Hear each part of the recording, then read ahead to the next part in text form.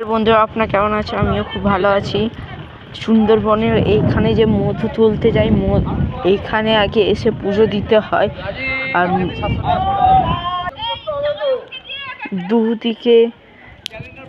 দুদিকে জল, আর মাঝখানে মন্দিরটা আছে। ওই যে ওইখানে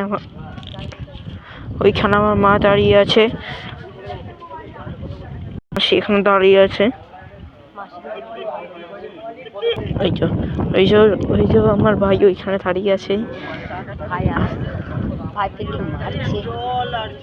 হ্যাঁ, চতুর্দিকে জল।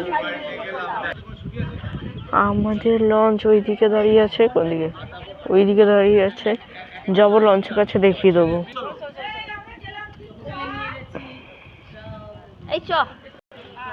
এবার যাচ্ছি রাস্তার দিকে।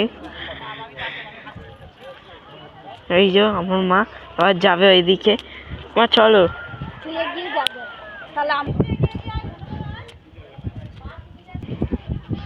আওয়াজটা শুনতে হচ্ছে, ফরফর হাওয়া, ঠান্ডা ঠান্ডা হাওয়া দিচ্ছে। একটু মেঘমুখ করেছে নদীর মাঝখানটায়, ঠিক ওইখানটায়। এই যে আমার মা আসছে।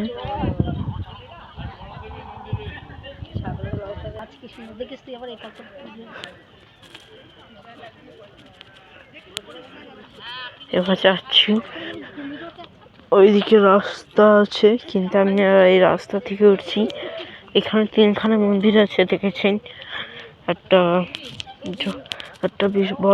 বজরং বালি ঠাকুর আছে, একটা যখন মধ্যে তুলতে হবে জঙ্গলে ওই ঠাকুরটা আছে, আর একটা ঠাকুর আছে। এবার যাই। হ্যাঁ, দেখুন বাবা ওইদিকে আছে। আর এখন আমার ভাইকে কোলে তুলে নিয়েছে।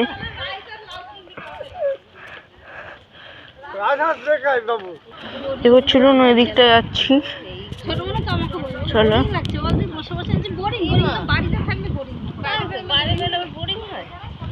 যাচ্ছি।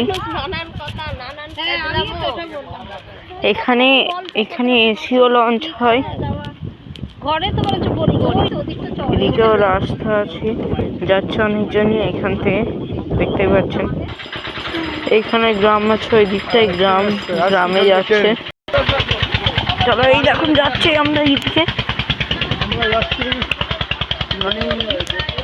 আলু খেতে খেলে যদি ভালো লাগে লাইক কমেন্ট সাবস্ক্রাইব ও শেয়ার করবেন। এখান থেকে কেমন লাগছে মন্দিরটা একটু বলবেন দূর থেকে। এখানে অনেক লঞ্চ পার্কিং আছে, ঘোরে যারা এখানে।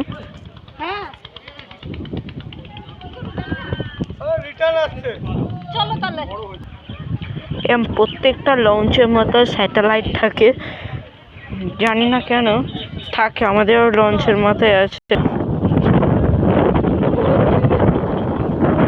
এই দেখুন, এটা হলো আমাদের লঞ্চ। ওই সাদা কালারে যেটা করা আছে, এটা হলো আমাদের লঞ্চ। এই দেখুন